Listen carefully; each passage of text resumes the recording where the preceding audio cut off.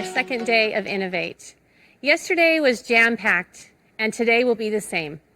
As a reminder, for the very best user experience, we recommend keeping the conference event platform open in its own tab or window.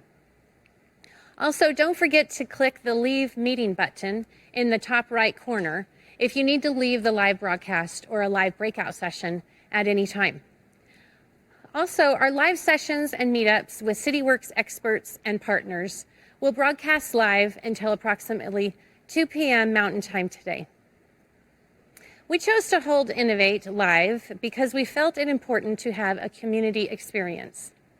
Yesterday, more than 1,500 people attended from around the world. Thank you for your patience yesterday, as some of our sessions were impacted by the global internet outage. If you missed yesterday's sessions, these recordings are already available in the conference agenda.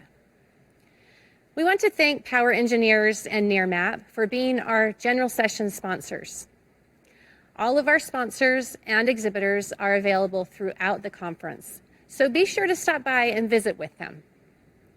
Yesterday, we explored how people, technology, and business processes are the essential components of innovation.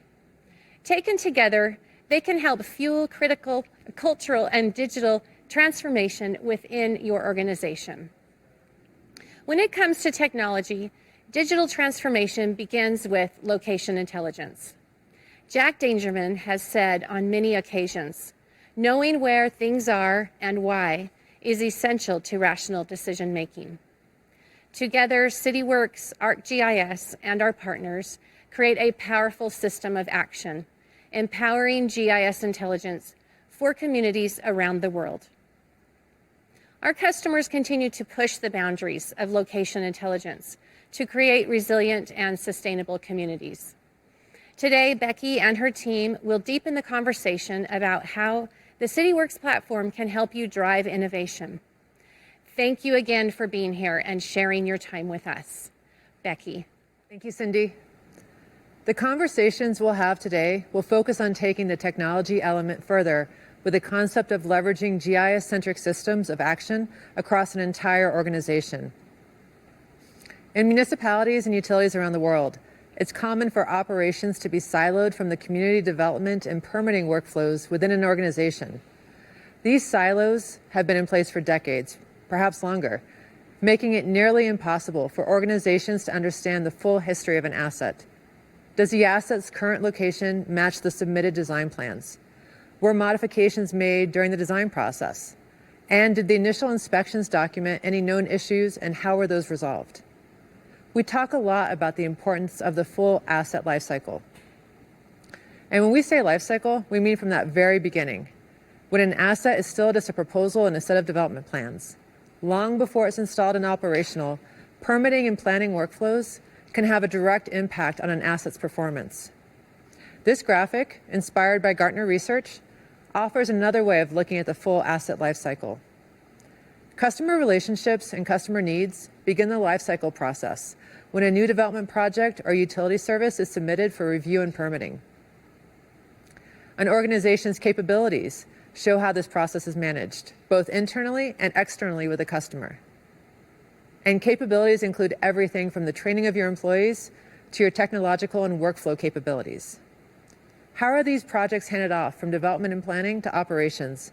And how well is operations equipped to handle the long-term care and eventual replacement of those assets?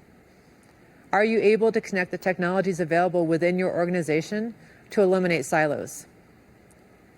The financial models of your organization impact every step of the asset's lifecycle. Revenue and cost structures affect how you prioritize customer needs, employee development, technological investment, and capital improvement projects. By monitoring your service levels and evaluating outcomes, you can begin to inform your asset management strategy as well as long-term community development goals. And these contribute directly back to how you manage customer needs and relationships. The solutions to enable a full lifecycle view are already at your fingertips. Cityworks AMS and PLL offer off-the-shelf capabilities to connect operations and community development workflows.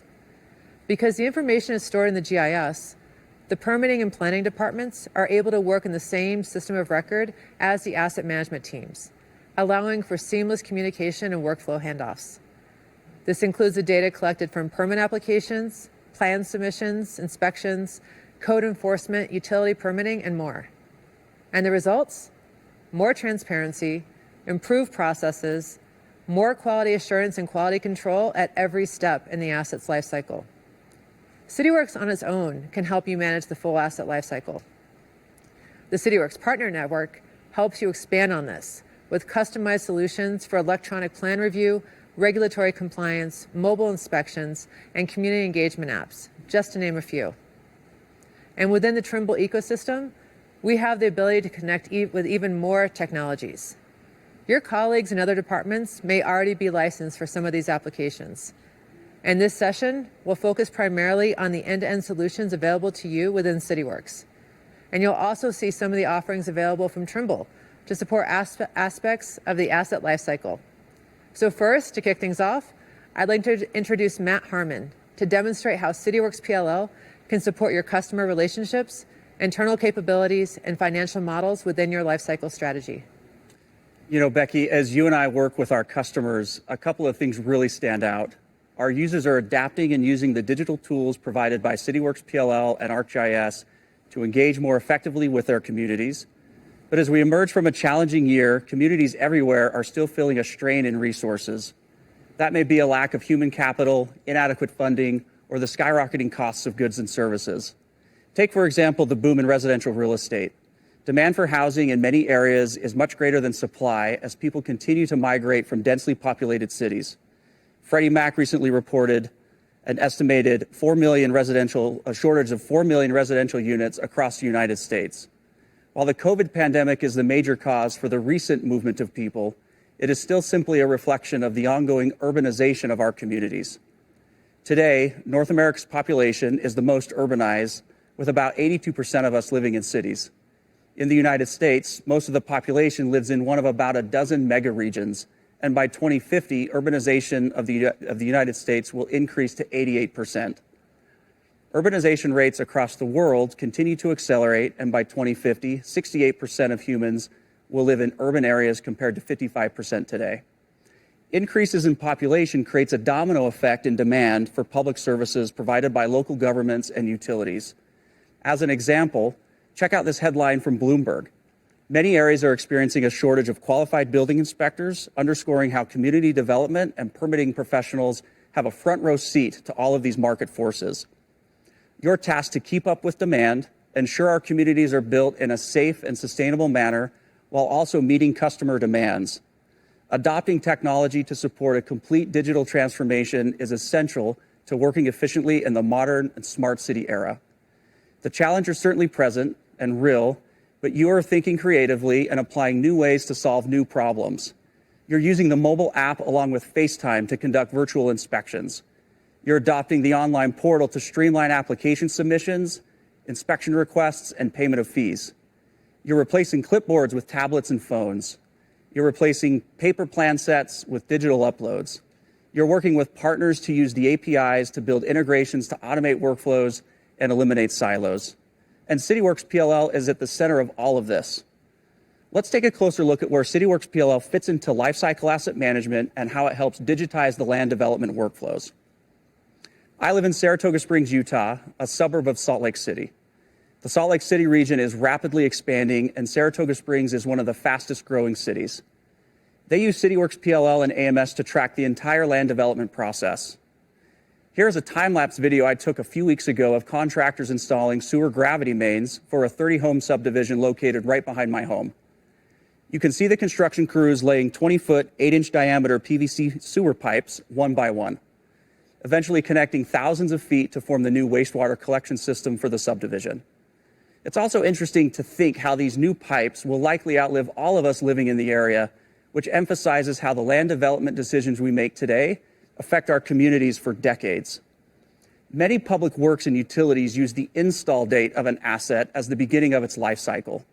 However, there's a tremendous amount of planning, permitting, and approvals that happen prior to the installation of our infrastructure. While the service life of the asset begins with the install date, the conceptual life begins when a property owner submits a land development application. Or maybe you're a water utility and you issue well permits. The life of that well begins with the permit application. Cityworks PLL captures the application, review, and approval phase of public assets. Once installed, AMS provides the tools for maintenance and tracking costs for the service life of the new assets. And this is one of the key differences between Cityworks and other solutions on the market. Cityworks PLL and AMS work together with ArcGIS as a unified platform to help manage the entire asset management process, from conception through installation to maintenance and replacement. Many permitting departments struggle with data silos due to an over-reliance on paper and a lack of digital tools to collaborate with each other and with customers. So let me share a few customer examples of how the platform helped improve their organizations. The city of Thomasville, Georgia, uses real-time dashboards and maps to provide a common operational view across the entire organization for both PLL and AMS activities. These changes resulted in a 30% increase in employee productivity. Grand Rapids, Minnesota consolidated their right-of-way permitting process from multiple employees to a single engineering assistant. Key to their success was using the Cityworks Public Access Portal. In fact, deploying an online permitting portal reduces permit counter foot traffic by up to 90%. So think of the downstream efficiency realized by your customers if they could interact with you online. And finally, Sandy City, Utah replaced a complicated plan review process with a partner digital plan review solution integrated with Cityworks PLL.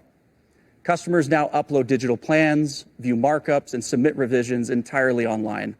Their entire application process has become easier and more transparent to both staff and customers. So from the very beginning of an asset's life with Cityworks PLL to your ongoing maintenance and replacement programs with Cityworks AMS, our GIS-centric platform provides tools to streamline operations and improve collaboration across your enterprise.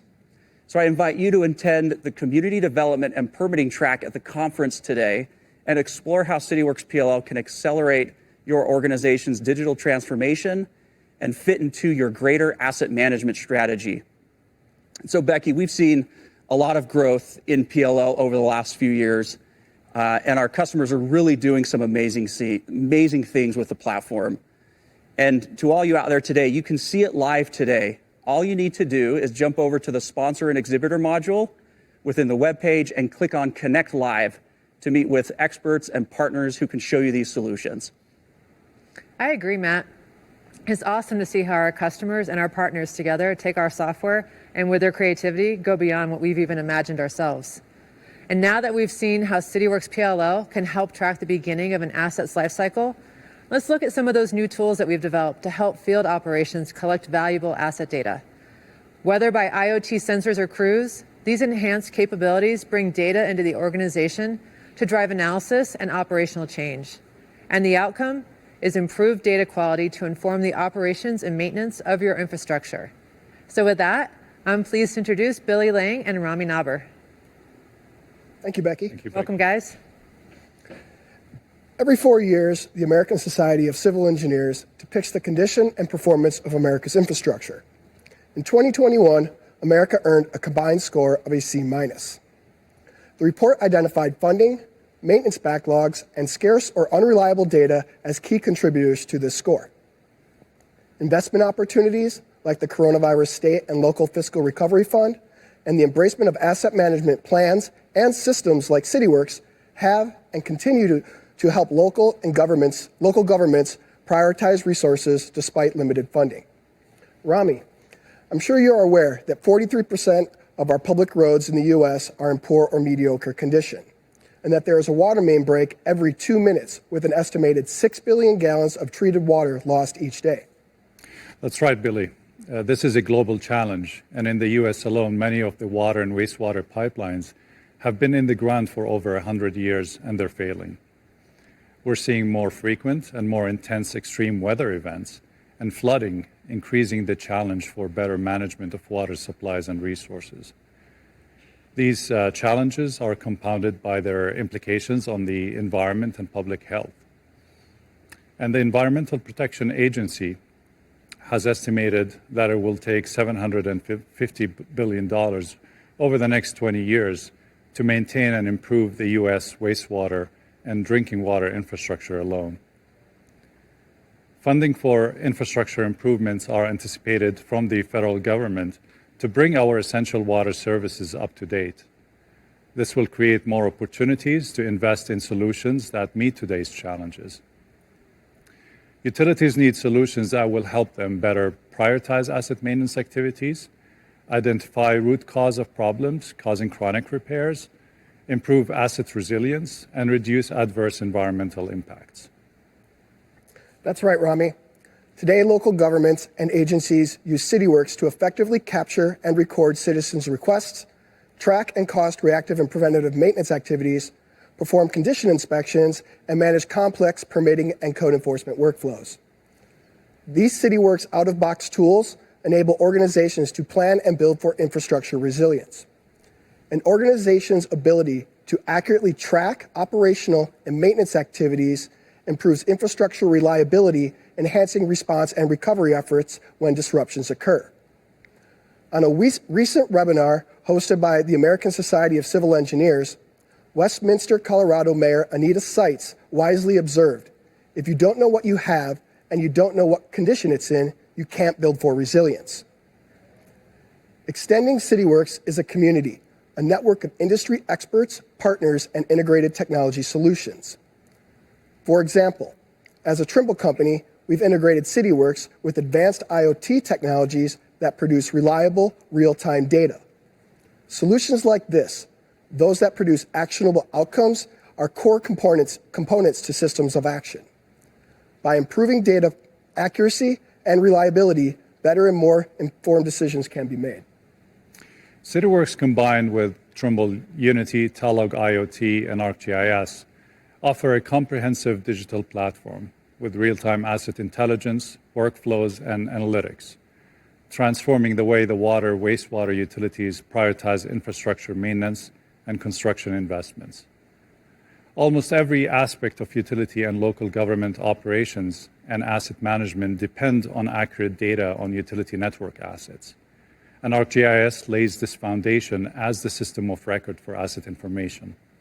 And from this foundation, Cityworks and our mobile apps are used to conduct asset maintenance operations and cost tracking. Furthermore, empowering field technicians with the data and specialized tools to streamline field operations, data collection, and workforce productivity. Now, combining that with Trimble Talog family of rugged battery-powered IoT recorders and sensors, integrated with Trimble Unity remote monitoring software and Cityworks to support a multitude of water and wastewater proactive asset performance monitoring applications to reduce leakage of non-revenue water and better manage pressure on the distribution system. Also to proactively detect and minimize sewer overflows and environmental impacts on the collection systems. This is awesome, Rami. GIS asset details combined with IoT KPIs and infrastructure maintenance histories can all be fed into Cityworks operational insights, ArcGIS insights, and ArcGIS dashboards for analysis and sharing. Analytical tools like these, which rely on high-quality, reliable data, provide asset managers with the situational awareness on asset performance and maintenance operations required to understand and manage the complete life cycle of your assets. By identifying and assessing your high-risk assets, action plans can be generated, maintenance strategies prioritized, and capital improvement plans justified, ensuring level of service agreements are met. Rami and I will now run through an example workflow demonstrating our systems of action in action. With Cityworks Respond, I can readily visualize and take action on the infrastructure we are charged with maintaining. In this example dashboard, water valves with no exercise inspection record are quickly identified and added to my work plan. Directly from my dashboard, I can easily highlight assets on a map, create new work activities, or view more detailed asset-related information. Up-to-date GIS data, maintenance costs, and detailed work activity summaries are all readily available to me, improving my overall operational awareness and work efficiency. In this example, I will create a new valve exercise inspection on one of the offending valves. I will then assign this inspection to Rami, which he will then complete in Trimble Unity Mobile. Here I'm using the Trimble Unity mobile app running on our newly released Trimble T100 rugged Windows tablet, seamlessly integrated with Cityworks. Once I log in to the mobile app using my ArcGIS identity, as a field technician, I will have full access to the GIS asset data and the list of pre-planned inspections assigned to me. The list displays valve exercising activities that I need to perform color-coded by priority. I will view the location of the inspection on the map and view the inspection details. I will then get driving directions to the location of the valve I need to exercise. And once I'm on site, I will edit the inspection and view the valve details stored in the GIS. If I'm unable to find the valve, I can use the locate tool and the Trimble high-accuracy GNSS receivers to accurately locate the valve. I will then go to the observations section to populate the observations configured in Cityworks for this work activity. Notice that when I provide my answer on the valve accessibility question, I'm presented with follow-up questions. These conditional rules streamline the data collection process, ensuring data quality and integrity. From the Exercise Main Valve tab, I will run the EHWAX Vitals Controller software used to run and control the truck-mounted valve exercising machine. Once the machine completes the process of exercising the valve exercising KPIs will automatically be populated in Trimble Unity, eliminating the need to manually calculate and enter this information. I will then go to the Valve Condition tab to enter the condition of the valve I exercise. This valve needs repairs due to a packing leak. This will trigger Cityworks to automatically create a repair work order on this valve. I will then save the observations I captured and navigate to the Cost tab, where I will have the option to capture labor and equipment usage to calculate the cost of this work activity. Here I'm going to add labor information and then enter equipment usage.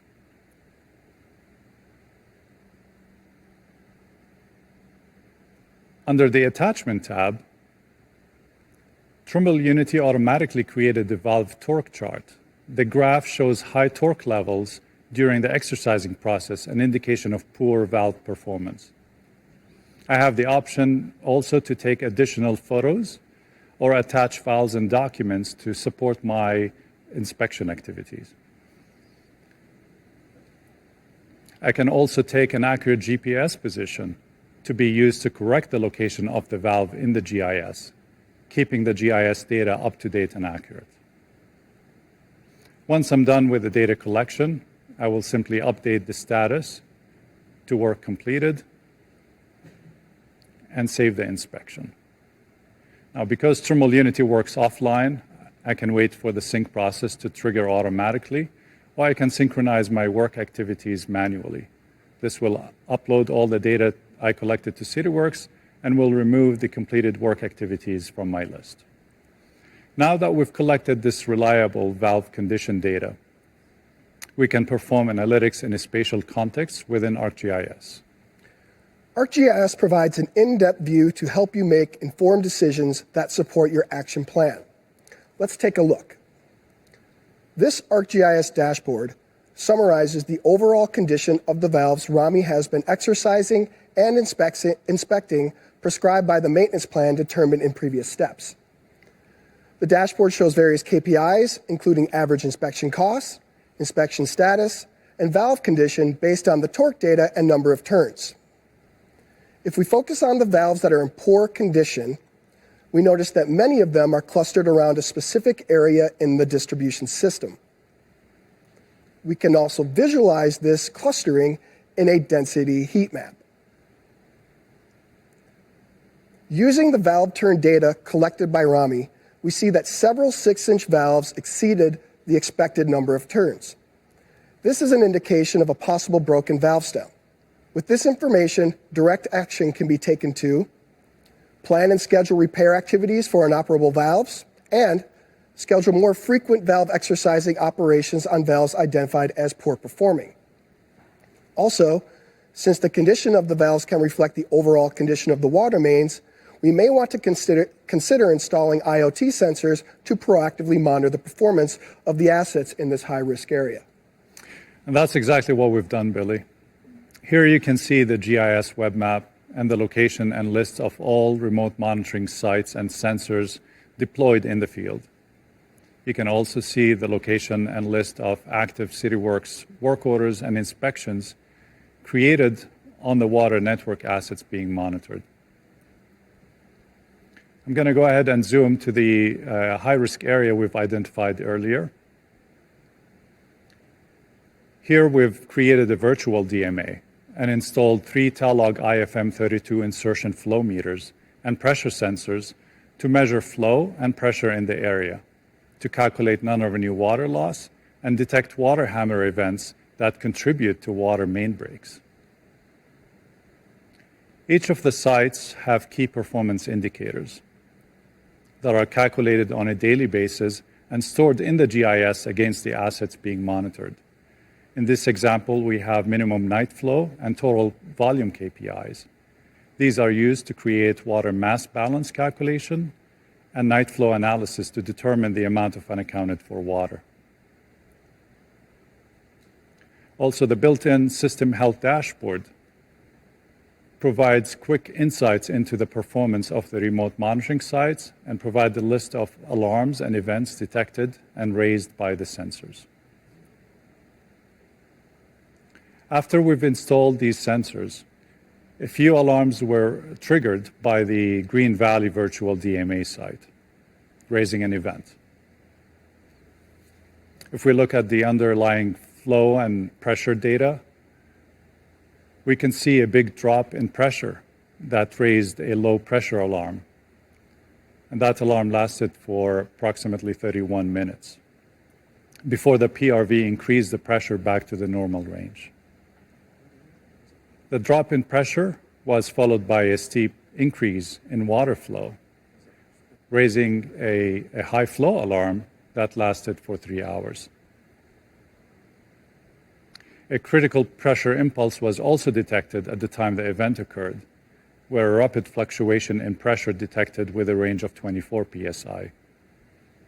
Going back to the dashboard and locating the site on the map, we can see the site details, including the recent alarms detected at the site, and a high-priority Cityworks work order that was automatically created.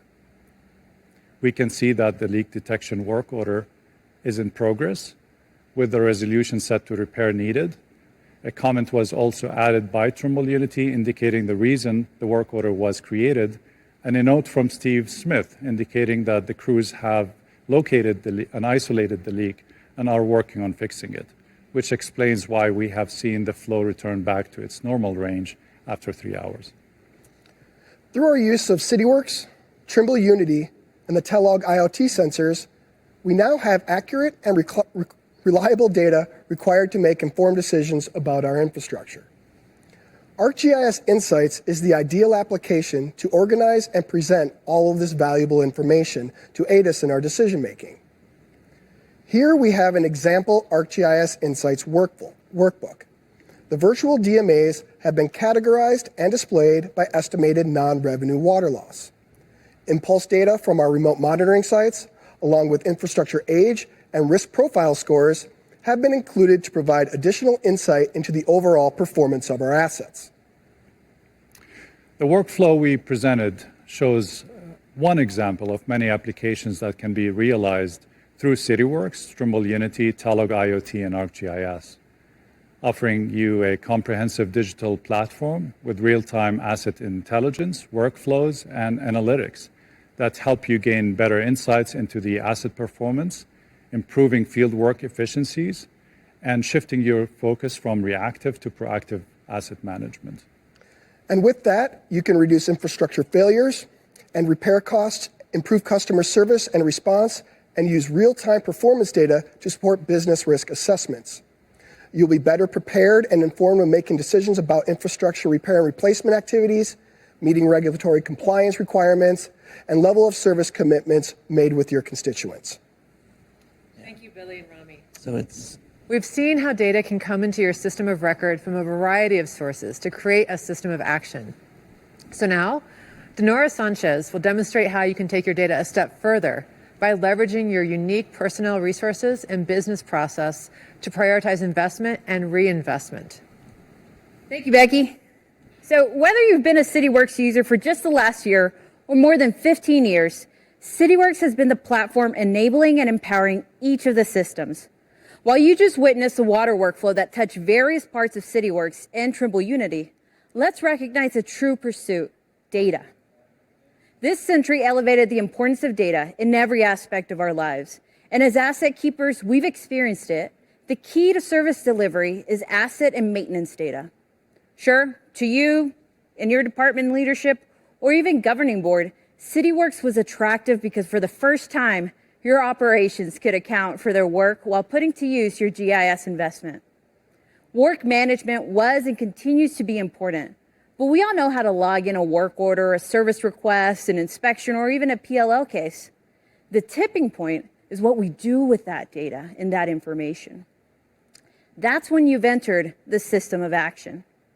Let's take a brief swerve to discuss the four-letter word, data. It seems an overwhelming topic, and while it can be, breaking it down into its components helps connect the points.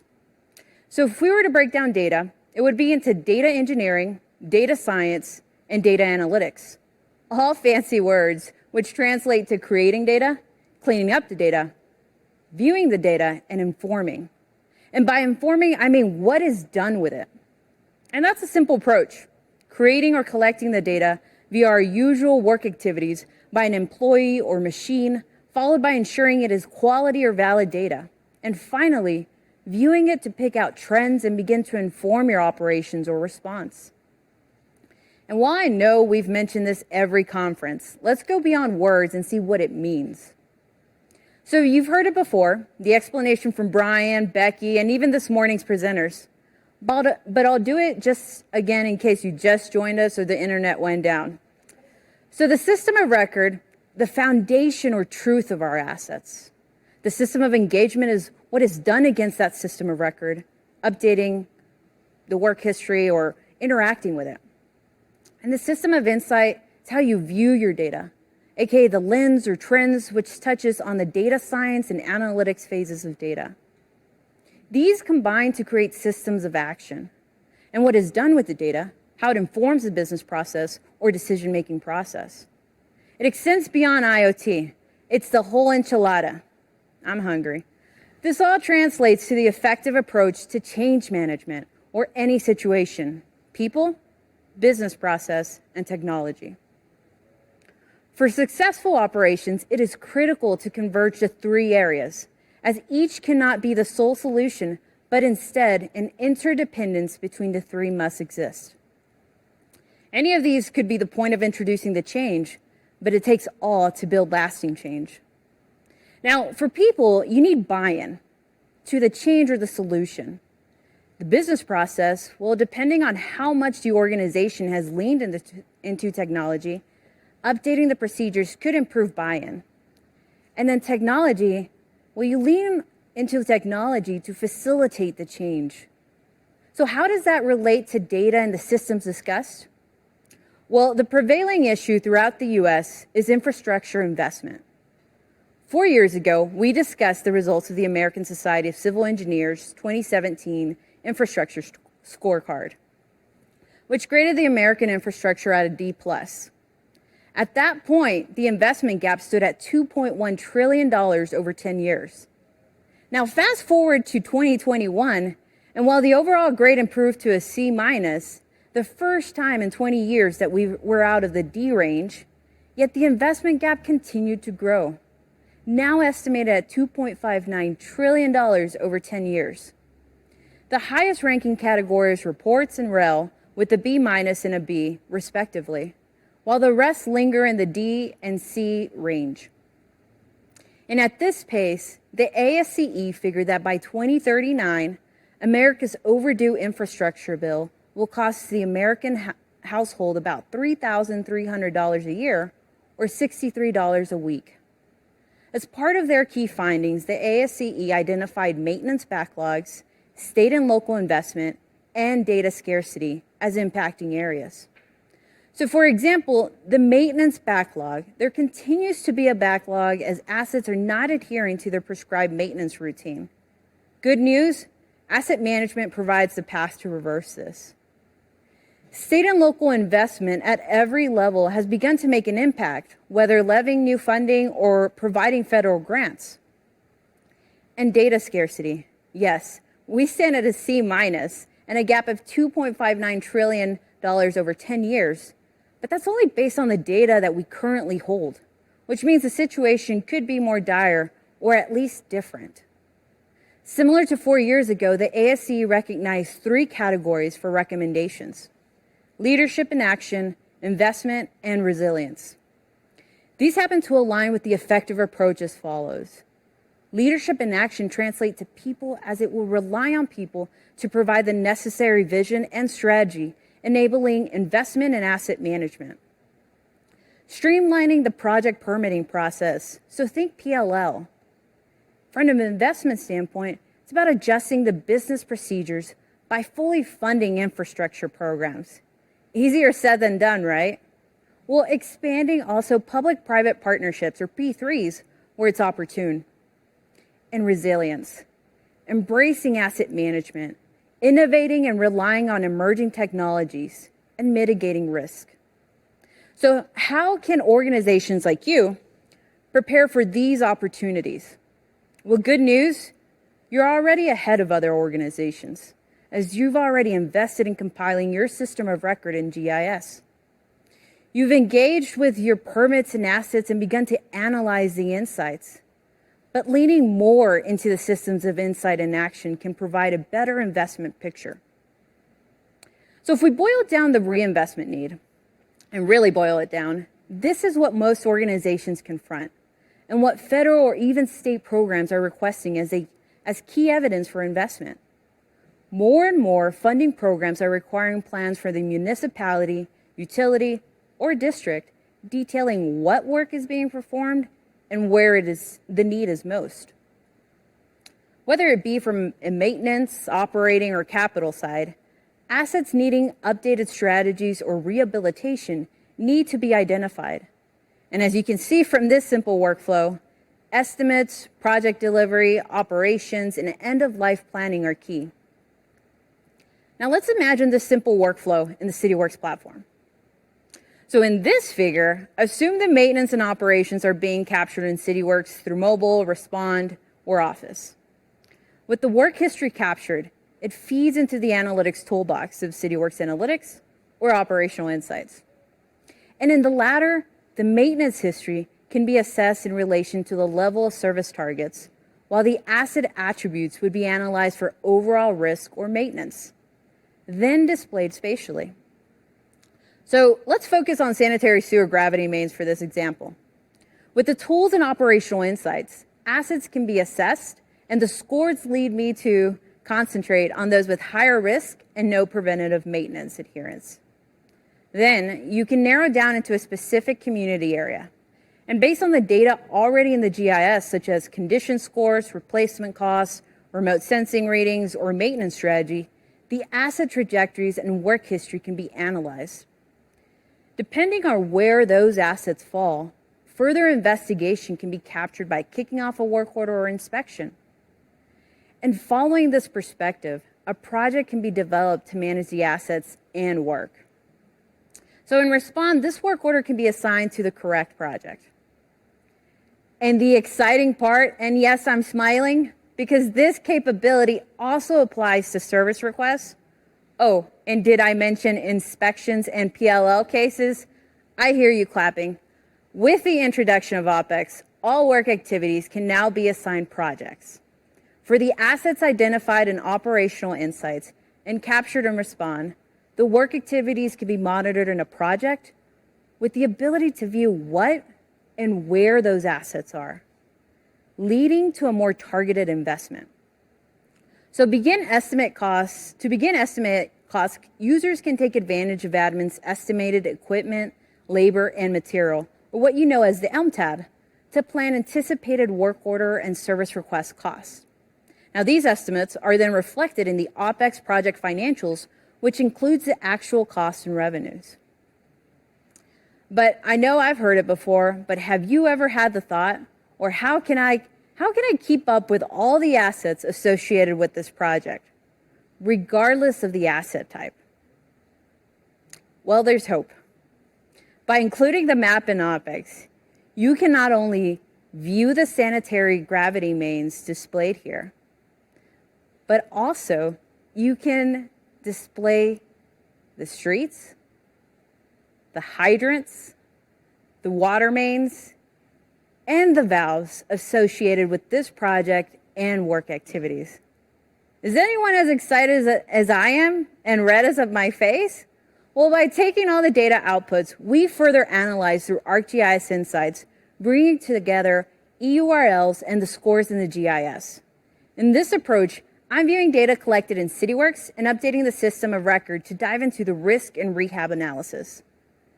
With data from operational insights, such as the asset curve's trajectory end dates, along with expected replacement costs from the GIS, all the sanitary sewer gravity mains have more context.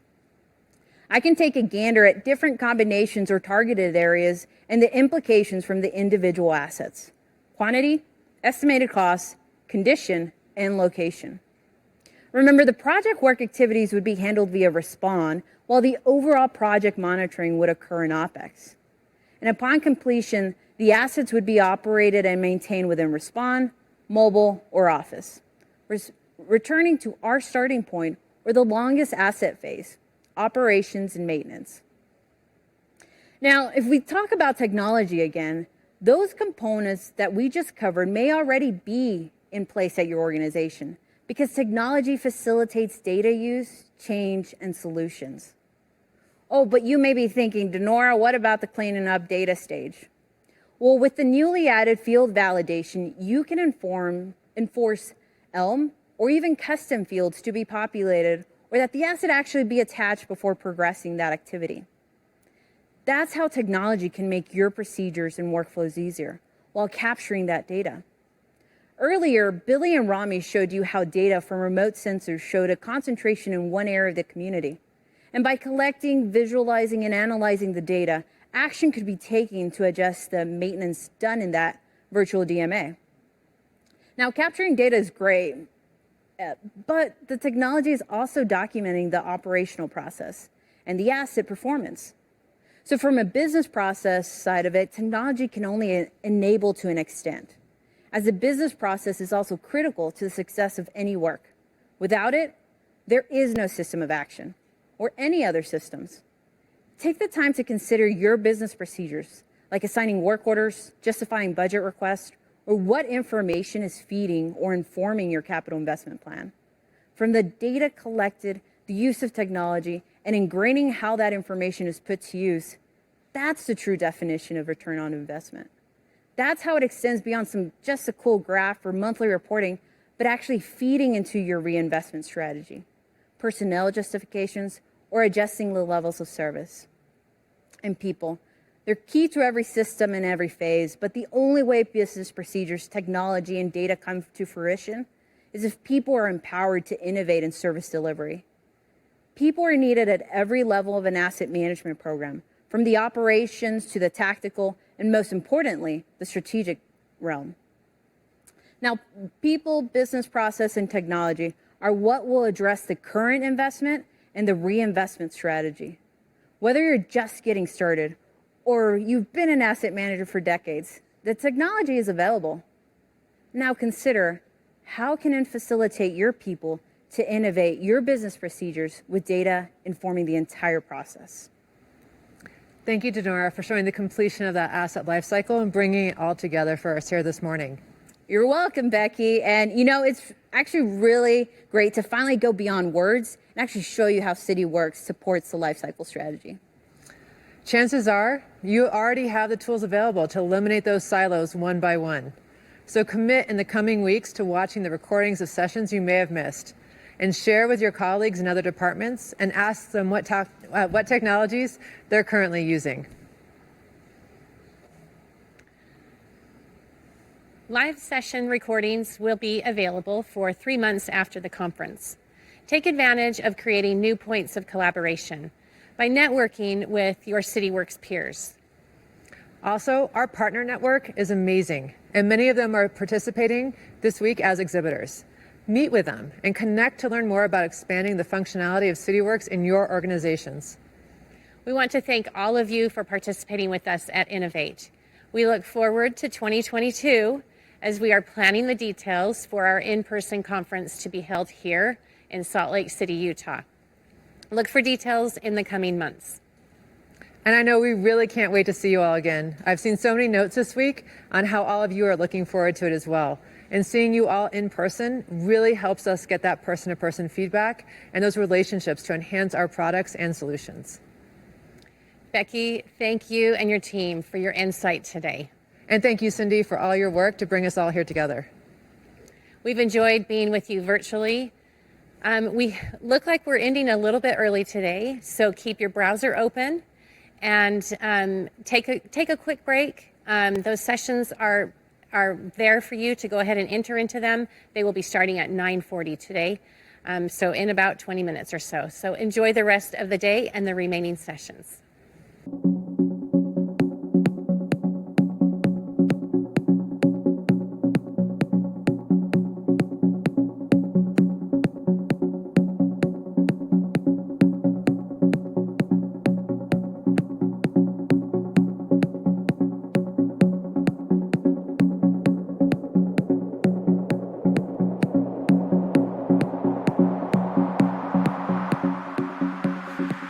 Thank you, and welcome back to all of you who are still here. So we had a little extra time, and we figured while we had our SME team here of experts and Matt on the business development side, who has a lot of experience as well with how our customers are using Cityworks, we take advantage of that to just have a little conversation here and extend some of that interaction with all of you here.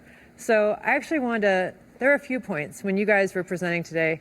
And I didn't want to throw anybody off, but I wanted to ask a few questions. So like Billy and Rami, when you guys were showing the IoT solution, it was focused around water.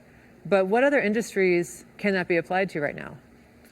I can answer this. So we also have wastewater flow monitoring. So our customers can monitor levels and flow in wastewater for I&I analysis and sewer overflow. Also, in terms of the other industry, would be for gas, pressure monitoring for gas pipelines as well. We could also see this being extended to things like stormwater, electric, and so there's plenty of applications as well. Yeah, because it's pretty cool because we've been able, just the way Cityworks is architected and the hardware and technology that we have available from Trimble, we're able to take that and just to kind of extend that same workflow, the same capabilities across these other verticals, making it easier for all of you to take these solutions, leverage it once, and then start to extend it across the organizations and other departments. So there's a lot of benefit there. Yeah, the Cityworks platform has the ability to intake data from any of these Trimble sensors. And the technology and the RTUs are modular as well and allow us to connect to various types of sensors to bring the data into Trimble Unity and Cityworks as well. Okay, great. Yeah, I just wanted to make sure, because when you guys were presenting all that, I was thinking as I was watching you guys, I want to make sure everybody realized like how expansive this solution could actually be when we're talking about the system of action. And then Matt, I know you and I had some conversations leading up to this in terms of, PLL, because, like I talked about yesterday, the construction boom, all the activity that we're seeing, your discussion around like the shortage of residential units. What type of things do you see as the drivers for why organizations start to look at a digital permitting application and things like public access? So, the COVID pandemic for sure accelerated the interest in online portals. because utilities in particular, so the PLL market, it's local governments, community development, building, like I talked about, land development, but utilities also are a big part of this. And a lot of utilities, the ones that I've worked with, the ones that come to Cityworks, most of them are using spreadsheets. They're using paper to track their development process. And that's something that's exciting about Cityworks PLL is it applies to utilities as well as local governments. And so that's a huge part of the asset management life as well, as we talked about. And so in the last, say, 18 months, COVID, for sure, a lot of these organizations that could get by using a spreadsheet, they could get by with paper plan sets. In fact, we had one customer that was quarantining plan sets, and it sat there for a week because they did early on in the pandemic because they didn't know, contamination and so forth. Oh, yeah. And so that was an accelerator to, hey, there's got to be a better way. And so the online portal and just using tools that they know are out there, like Cityworks, really helped increase their interest and so forth. Yeah, now that you mention it, there are a few clients I spoke to as well on the permitting side who discussed how they had limited usage of things like native apps and Respond prior to the pandemic.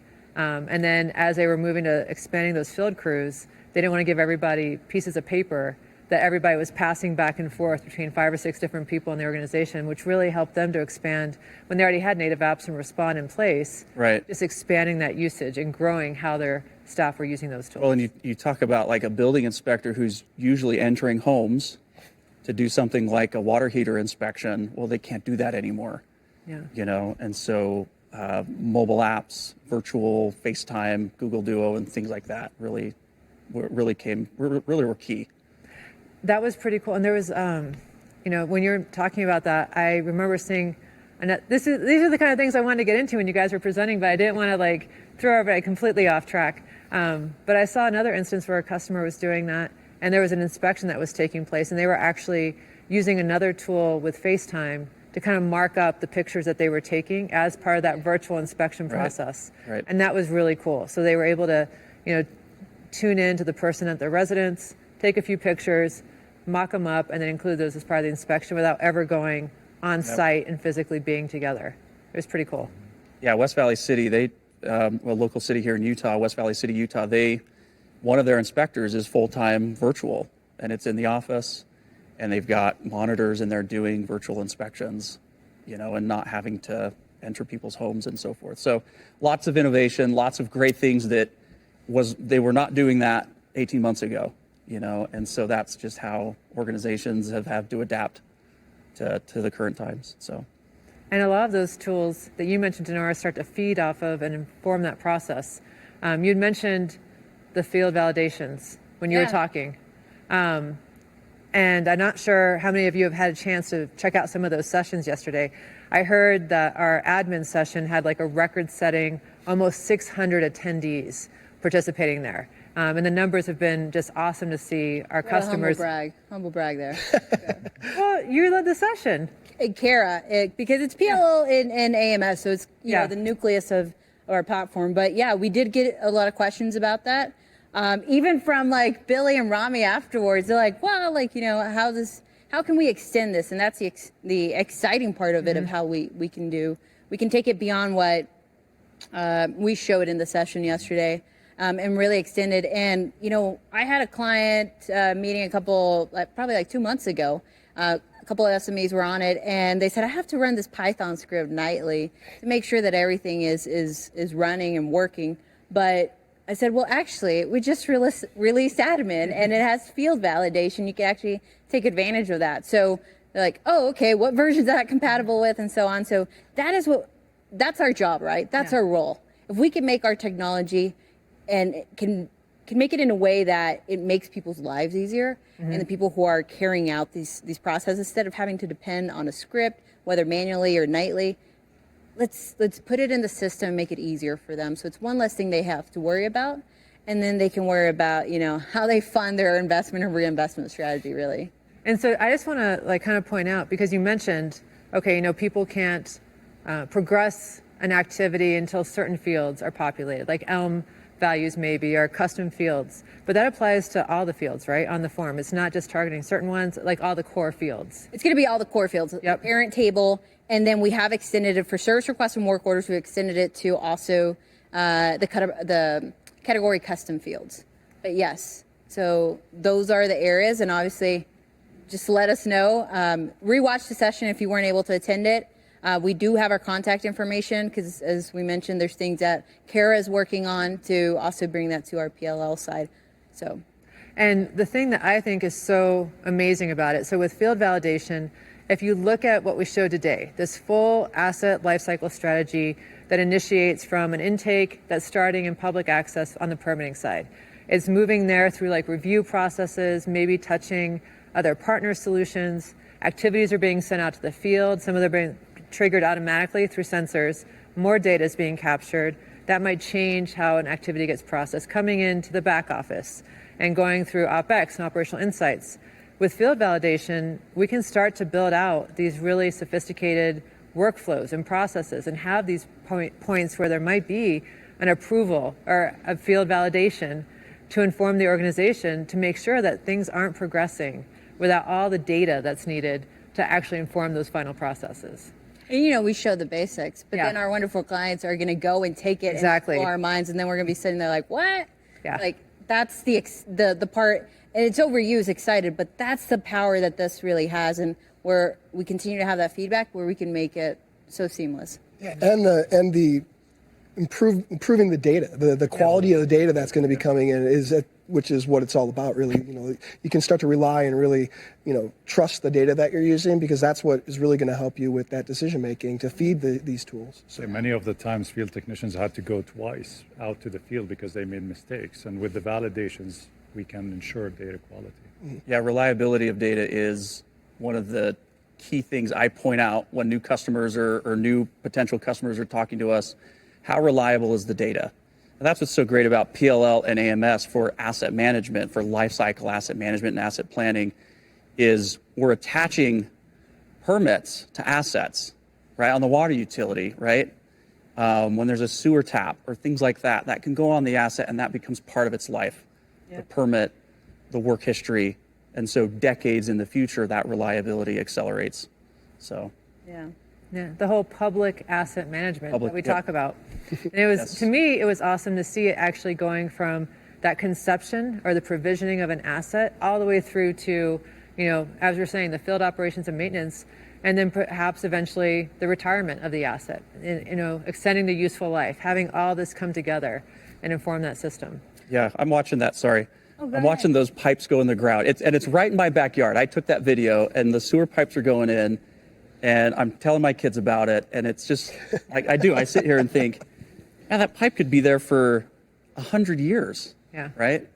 And so, anyways, it's just kind of exciting that that's going on so close to me. But Yeah.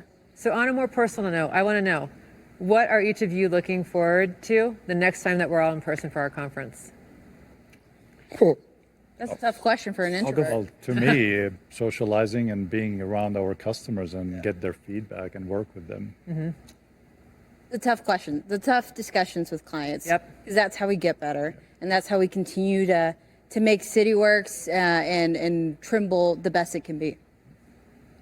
I agreed, the in-person for sure, but I'm also excited about OpEx, right? That bridge, I saw your session yesterday, and that bridge that will just help our customers connect the pieces together even more. And so the technology, like OpEx, is something I'm really excited I'm about. glad you're excited. Yes, I am.